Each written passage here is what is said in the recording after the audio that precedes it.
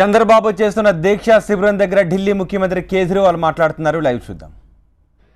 आदरणीय चंद्रबाबू नायडू जी, मंच पर बैठे हुए सभी पार्टियों के नेतागण और सामने आए हुए आंध्र प्रदेश से आए हुए और दिल्ली से आए हुए हमारे सभी भाइयों बहनों, माताओं, बुजुर्गों, आप सब लोगों को मेरा नमस्कार, सबको मेरा प्रणाम।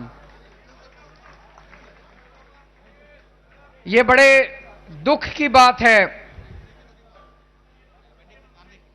कि आंध्र प्रदेश के मुख्यमंत्री को और आंध्र प्रदेश के हजारों लोगों को आज अपने राज्य को छोड़ के दिल्ली में आके धरना देना पड़ रहा है। हमारे देश के फेडरल स्ट्रक्चर के ऊपर यह एक बहुत बड़ा प्रश्न चिन्ह खड़ा करता है। हमारे देश के प्रधानमंत्री जी ने कम से कम 3 बार पब्लिकली यह ऐलान किया था कि वो आंध्र प्रदेश को स्पेशल स्टेटस का दर्जा देंगे। प्रधानमंत्री नरेंद्र मोदी जी झूठ बोलने के लिए पूरी दुनिया में प्रसिद्ध हैं। प्रधानमंत्री श्री नरेंद्र मोदी जी जो कुछ भी कहते हैं उसको कभी पूरा नहीं करते। और अमित शाह जी ने तो एक बार कहा था कि वो लोग जो कुछ कहते हैं वो केवल जुमले होते हैं।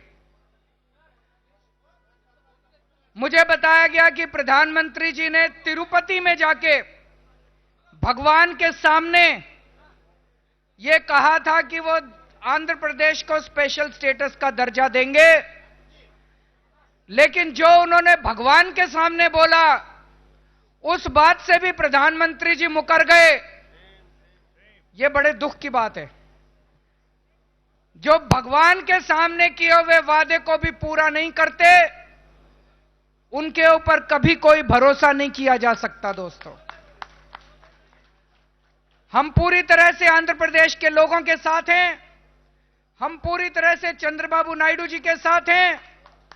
हम चंद्रबाबू नायडू जी को पूरा विश्वास दिलाते हैं कि दिल्ली के लोग और दिल्ली के लोगों की तरफ से मैं विश्वास दिलाता हूं कि आपके इस संघर्ष में, जो कि बिल्कुल जायज लड़ाई है न्याय के लिए, आपके नेतृत्व में आप आंध्र प्रदेश के लोगों के लिए लड़िए।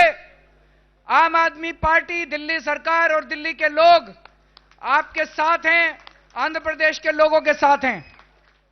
हम प्रधानमंत्री जी को कहना चाहते हैं, वो भारतीय जनता पार्टी के प्रधानमंत्री नहीं है, वो इस देश के लोगों के प्रधानमंत्री हैं। चुनाव में किसी ने किसी को भी वोट दिया हो, लेकिन चुनाव जीतने के बाद जब कोई मुख्यमंत्री बनता है तो पूरे राज्य का मुख्यमंत्री बनता है। वो किसी एक पार्टी का मुख्यमंत्री नहीं होता। जब कोई देश का प्रधानमंत्री बनता है तो पूरे देश के लोगों का प्रधानमंत्री होता है, किसी एक पार्टी के प्रधानमंत्री नहीं होते। जिस तरह से प्रधानमंत्री जी विपक्षी राज्यों के सरकारों को ट्रीट करते हैं, ऐसे ट्रीट करते हैं जैसे प्रधानमंत्री हिंदुस्तान के नहीं, पाकिस्तान के प्रधानमंत्री हैं। हमारे दिल्ली के अंदर हमारी एक एंटी करप्शन ब्रांच होती थी। 40 साल से दिल्ली की एंटी करप्शन ब्रांच सीधे दिल्ली के मुख्यमंत्री के अंडर में होती थी। जब हमारी सरकार बनी, प्रधानमंत्री मोदी जी ने हमारी दिल्ली की एंटी करप्शन ब्रांच पे पैरामिलिट्री फोर्सेस भेज के कब्जा कर लिया। ऐसे हमारे ऊपर फोर्सेस भेजी जैसे पाकिस्तान ने दिल्ली पे कब्जा कर लिया।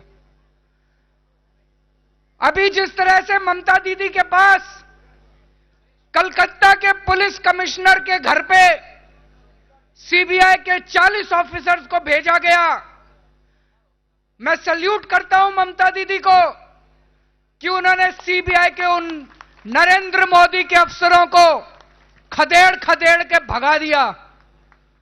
दोस्तों, उस दिन अगर कलकत्ता के पुलिस कमिश्नर को वो गिरफ्तार कर लेते,